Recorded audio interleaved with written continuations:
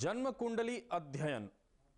आज ये जो दूसरी कुंडली मैं आपके सम्मुख लाया हूं, ये कुंडली एक 23 वर्षीय युवती की है। प्रायः इस उम्र में लोग, चाहे वो लड़का हो या लड़की, अवश्य बहकते हैं, दिग्भ्रमित होते हैं और अपने मार्ग से एक बार जब वो भटक जाएं तो उनको फिर बाद में सही मार्ग प्राप्त नहीं हो पाता। खैर, इस लड़की के मूल जो प्रश्न है वो सारे प्रश्नों के ऊपर एक, वो ये कि मेरी मां से मेरा कभी नहीं बनता। ऐसा नहीं है कि वो मेरी सौतेली मां है, मेरी अपनी मां है, पर मेरा उनसे कभी भी संबंध ठीक नहीं होता। बल्कि मुझे तो ऐसा लगता है कि हमेशा वो मेरे बात को काटने का प्रयास करती हैं। कुछ भी हो, मुझे वो गलत सिद्ध करने का प्रयास करती हैं। वर्तमान समय में मैं एक लड़के से प्रेम भी करती हूं। क्या मुझे उससे शादी मेरी हो पाएगी? ये लड़की खुद एक बहुत बड़े बिजनेसमैन की बेटी है और वो लड़का जिससे ये लड़की फिलहाल जुड़ी हुई है वो खुद टॉप 10 बिजनेस टाइकून का एक बेटा है। हालांकि उस लड़के के अंदर कुछ कमियां भी हैं जिसे ये लड़की पहले से जानती है, जैसे कि उसका बहुत बड़ी मात्रा में शराब पीना, गलत लड़कों की संगति वगैरह। इस बात से ये चिंतित भी है और ये जानना चाहती है कि क्या मुझे उस लड़के से विवाह करना चाहिए। पर सभी प्रश्नों का मूल जो एक प्रश्न इस लड़की ने किया वो ये कि मेरी मां के साथ कभी मेरा संबंध अच्छा नहीं रहता, वो हमेशा मुझे नीचा दिखाने का प्रयास करती है। ऐसा क्यों? वैसे देखा जाए तो माता पिता और गुरु कभी भी अपने बच्चे को नीचा दिखाने का प्रयास तो कम से कम नहीं ही कर सकते, पर फिर भी कहते हैं ना कि कुपुत्रो जाए तो क्वचिदपि कुमाता न भवति। पुत्र कुपुत्र हो सकता है, माता कभी कुमाता नहीं हो सकती।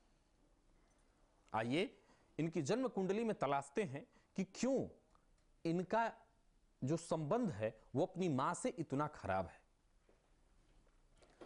देखिए, ये जन्म कुंडली कन्या लग्न की है, 6 नंबर से प्रारंभ हो रही है, अर्थात कन्या लग्न। लग्न का मालिक कहां बैठे हुए हैं? लग्नेश। तो लग्नेश बैठे हैं एकादश स्थान में। जहां इस कुंडली में आप ये 4 नंबर देख रहे हैं, कुंडली का आय स्थान लग्नेश एकादश स्थान में।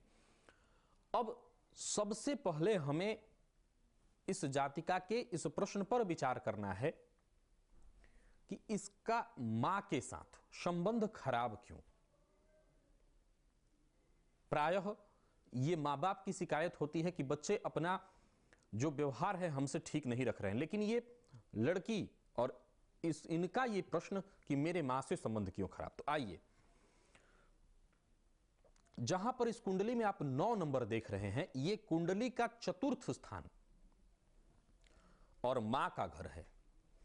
चतुर्थ स्थान का स्वामी इस कुंडली में कौन? बृहस्पति। कहां बैठे हैं? तो विनाश भाव में। देखिए, जहां पर इस कुंडली में 5 नंबर लिखा है, यह कुंडली का द्वादश स्थान और चतुर्थेश कहां पर बैठे हैं? तो विनाश भाव में। वहां पर कौन कौन? गुरु, शुक्र और सूर्य। सूर्य यहां पर मात्र 6 डिग्री और गुरु और शुक्र दोनों के दोनों 25-25 डिग्री पर होने के चलते सूर्य से जब अधिक डिग्री पर हो गए हो तो वो अस्तगत प्राय हो जाते हैं, उनका विशेष बेहतर प्रभाव नहीं मिल पाता। तो सबसे पहले तो यह बात तय हुई कि मां के घर का मालिक विनाश भाव में। दूसरा, मां के घर में कौन बैठा है? तो राहु। राहु और गुरु जो मां के घर का मालिक है, मां के घर में राहु स्वतः बैठा है और भाव के मालिक के ऊपर भी अपनी 9वीं दृष्टि डाल रहा है। अगर आप राहु से गिनेंगे तो जहां पर इस कुंडली में 3 नंबर लिखा है, कुंडली का सप्तम स्थान, चौथा घर अष्टम स्थान और 5वां घर 9वां स्थान, तो राहु सप्तम स्थान यानी माफ करिएगा चतुर्थ स्थान यानी मां के घर में तो स्वतः बैठा है और चतुर्थेश पर अपनी 9वीं पूर्ण दृष्टि भी डाल रहा है, जिससे मां के साथ इस जातिका के संबंध खराब हो रहे हैं। अब आगे, मां के कारक, मां का जो कारक है वो ग्रह है चंद्रमा। इनकी कुंडली में चंद्रमा पर नजर डालिए। जहां इस कुंडली में 2 नंबर लिखा है, यहां चंद्रमा और मंगल की युति है। यह चंद्र मंगल का लक्ष्मी योग, और चंद्रमा यहां पर उच्च का है। मां से संबंधित जिन भावों पर मैंने नजर डाली वो तो तय करता है कि कुछ ये सारे कारण थे जिसके चलते मां से संबंध खराब बन रहा है, परंतु यहां पर चंद्रमा उच्च के घर में, वैसे ये चंद्रमा उच्चस्थ है नहीं, क्योंकि चंद्रमा की डिग्री यहां पर 27 है और 27 डिग्री पर चंद्रमा उच्च के घर में है, परंतु निर्मल है, सामान्य चंद्रमा है। अब चंद्रमा की अगर मैं बात करूं तो चंद्रमा और मंगल का यहां पर लक्ष्मी योग है। तो अब सवाल उठता है कि कारण क्या है, इतनी ज्यादा रिलेशन खराब होने के पीछे वजह क्या है। इसके लिए वर्तमान समय में महादशाओं पर हम चलते हैं। इस जातिका को वर्तमान में बृहस्पति की महादशा में बृहस्पति का ही अंतर चल रहा है। बृहस्पति की महादशा अभी, बृहस्पति में बृहस्पति का अंतर इस जातिका को अभी 2017 के मार्च तक चलने वाली है। वृष राशि की है यह जातिका, तो बृहस्पति की महादशा, और बृहस्पति कौन, तो मां के घर का कारक। तो ये एक प्रबलतम कारण बना कि इस समय जो वर्तमान वक्त चल रहा है वो मां के साथ संबंध को और बुरा कर रहा है। तो ये तो हो गई जातिका के प्रश्न और प्रश्न से संबंधित जो जन्म कुंडली कह रही थी वो बात। अब सामान्य परिस्थितियां जिस पर विचार किया जाए, क्या ऐसा नहीं हो सकता कि मां के साथ संबंध बिगड़ने का यह भी कारण होगा कि जातिका की मां इसके रिलेशनशिप या जिनके साथ इसकी मित्रता है उसको, वो लड़का हो या जो भी हो, उसको स्वीकार न कर रही हो और इसके कारण वो बंदिशें लगा रही हूं, वो रोक लगा रही हूं, और जिससे जातिका का मां के साथ संबंध खराब हो रहा है। हालांकि ये बात इस जातिका ने मुझसे नहीं कही, लेकिन मैंने कहा ना कि जो इसने प्रश्न किया उसका जवाब मैंने जन्म कुंडली के माध्यम से दिया। परंतु एक परिस्थिति यह भी है कि आखिर एक मां की अपने इस बच्ची से न तो कोई बराबरी न कोई कंपटीशन, फिर क्यों, कहीं ना कहीं ऐसा अवश्य होगा कि जातिका कुछ गलती कर रही हो और मां उसको रोकती हो, जिसके चलते ऐसी स्थिति उत्पन्न हो रही है। अब सवाल यह उठता है कि इस लड़की ने दूसरा प्रश्न किया कि ये जिस लड़के से प्रेम कर रही है, क्या इसको उस लड़के के साथ आगे संबंध रखना चाहिए, विवाह के बारे में विचार करना चाहिए। तो आइए इसके लिए सप्तम स्थान पर नजर डाल लेते हैं। इस कुंडली में जो पति के मां के घर का मालिक है वही बृहस्पति सप्तम स्थान का भी मालिक है। इन दोनों घरों का मालिक होकर के बृहस्पति विनाश भाव में बैठे हुए हैं और सप्तम स्थान पर शनि की तीसरी पूर्ण दृष्टि पड़ रही है। देखिए जहां पर इस कुंडली में 10 नंबर लिखा है, शनि वहां स्वराशिस्त और वक्री है, परंतु उनकी तीसरी पूर्ण दृष्टि सप्तम स्थान पर पड़ रही है। और शनि की दृष्टि जब सप्तम स्थान पर पड़ती है तो निश्चित रूप से वो दाम्पत्य जीवन को तबाह कर देते हैं। और ये लड़की, इसकी कुंडली में वैसे तो ये जन्म लग्न से मांगलिक नहीं है, परंतु चंद्रमा के साथ मंगल होने से चंद्र लग्न से ये जातिका मांगलिक है। मूल जो परिस्थिति है, मैं इसमें यही कहूंगा कि विवाह जब भी करें, घर परिवार की मर्जी हो, सभी लोग उसमें शामिल हो, तभी विवाह करना श्रेष्ठ सिद्ध होगा, अन्यथा बाद में फिर पछताना पड़ सकता है। कारण क्या है कि सप्तमेश चला गया है विनाश भाव में और सप्तमेश पर राहु की दृष्टि पड़ रही है।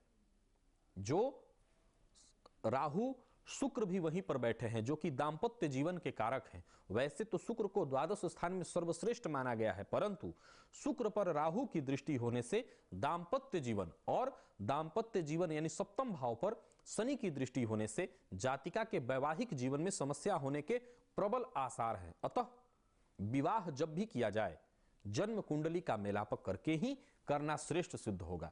इस जातिका का विवाह जन्म स्थान से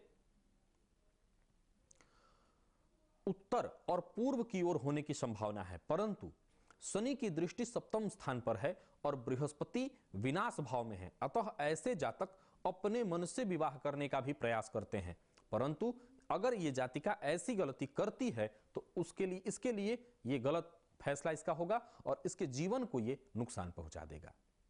बात करते हैं अब इस लड़की के जीवन में आगे इसके भविष्य पर, कैसा होगा इसका भविष्य। वैसे तो देखा जाए ये स्वतः एक बहुत बड़े घर की लड़की है और जिस लड़के के साथ ये विवाह करना चाहती है वो लड़का भी बहुत बड़े घर का है, पर इस लड़की का अपना भविष्य कैसा होगा। वैसे तो देखा जाए तो गुरु और चंद्रमा, चंद्रमा से गुरु चतुर्थस्थ होने से यह गज केसरी योग कहलाता है। साथ ही साथ चंद्र मंगल का लक्ष्मी योग, यह भी एक अच्छा योग है। परंतु सबसे ज्यादा जो समझने वाली बात है, सूर्य द्वादश स्थान में स्वराशिस्त बैठे हैं जिसको विमल योग कहते हैं। पर किसी भी व्यक्ति के जीवन में विवाह के बाद उसका एक नया, उसके जीवन का एक नया अध्याय शुरू होता है और अगर व्यक्ति उस अध्याय में फेल हो, उस अध्याय में अपने गलत फैसले की वजह से, गलत डिसीजन की वजह से अपना नुकसान कर ले, तो राजयोग कितने भी हो, मान लीजिए किसी व्यक्ति की कुंडली में, किसी पुरुष हो या स्त्री हो, उसकी कुंडली में बहुत सारे राजयोग हैं, तो उसके राजयोगों के चलते उसके पास बहुत सारा सुख सुविधाओं की वस्तुएं उसके पास उपलब्ध रहेंगी, भौतिक जो चीजें हैं वो सब उपलब्ध रहेंगी। परंतु अगर उसका गलत डिसीजन उसके दाम्पत्य जीवन को खराब कर रहा हो, यानी उसने अपना विवाह खुद के मन से कर लिया, बिना विचार किए कर लिया, तो वो सारी सुख सुविधाएं जो उसने उसके भाग्य से प्राप्त किया है उसका क्या मोल, क्या लाभ उसका।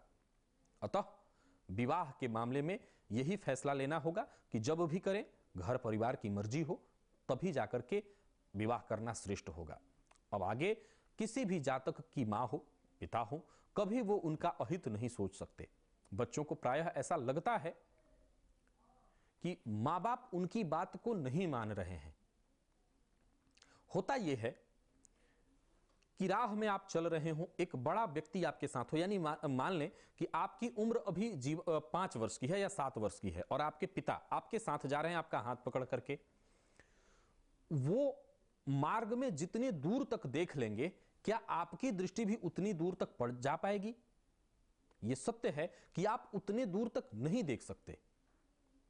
तो पिता हो सकता है सावधान बार बार करें आपको, माता सावधान बार बार करें आपको, और यह आपको बुरा लगे कि नहीं मुझे दिखाई तो पड़ ही रहा है। सत्य यह है कि जहां तक आपकी दृष्टि जा रही है वहां तक आप अपने हिसाब से देख रहे हैं और अपनी उम्र के हिसाब से, अपनी सोच के हिसाब से, अपने जो आपका विकसित दिमाग है उसके हिसाब से। परंतु पिता अपने या माता अपने अनुभव से और अपनी दूर दृष्टि से, जो उनका मूल अनुभव है अपने जीवन को, उसके हिसाब से देख रहे हैं। तो उस अवस्था में प्रायः लड़का लड़की सबको एक बार लगता है ऐसा कि माँ पिता मेरे मन से नहीं चल रहे हैं, उनका स्वभाव मुझसे मैच नहीं हो रहा है। तो इस तरह की बात अपने मन में भूले से ना लाएं, क्योंकि सब 100 बातों की एक बात, माँ और पिता, गुरु कभी किसी अपने बच्चे, अपने शिष्य का अहित कर ही नहीं सकते। कुछ उपाय जो इनकी जिंदगी को सुखद बना सकेगा। माता के साथ संबंध खराब है तो सबसे सरल उपाय है चंद्रमा की पहले तो आराधना करें। प्रत्येक पूर्णिमा को चंद्रमा को दूध से अर्घ्य प्रदान करें। गौरी भगवती, भगवान शिव की जो अर्धांगिनी है पार्वती जी, जिनको गौरी, जिनका एक नाम है, उनकी पूजा करें। भगवती पार्वती की आराधना करने से भी मां के साथ जो संबंध खराब हो रहे हैं वो ठीक हो जाएंगे। साथ ही एक 9.25 रत्ती का मोती, इसको आप चांदी की अंगूठी में बनवा करके और दाहिने हाथ की कनिष्ठिका उंगली में धारण करें। इससे भी आपको अच्छा लाभ होगा, श्रेष्ठ लाभ होगा। तो ये चंद छोटे छोटे उपाय करें और अपने मन से ये वहम निकाल दें कि मां आपके बारे में कुछ बुरा सोचती होंगी। निश्चित रूप से जीवन सुखद हो जाएगा। तो ये थी एक 23 वर्षीय लड़की की जिंदगी, जन्म कुंडली, जिसका मैंने आपके सम्मुख अध्ययन किया। प्रायः लोग अपने मन में कई तरह की बातें पाल लेते हैं। कई बार वो बातें अपने घर परिवार, माँ बाप, अपने हितैषी को लेकर के होती है। जरूरत है कि ऐसी परिस्थितियों से उनको सही काउंसलिंग दी जाए, उनको बाहर निकाला जाए। पुनः आपसे मुलाकात होगी एक नई कुंडली के साथ। तब तक मुझे इजाजत दीजिए। नमस्कार।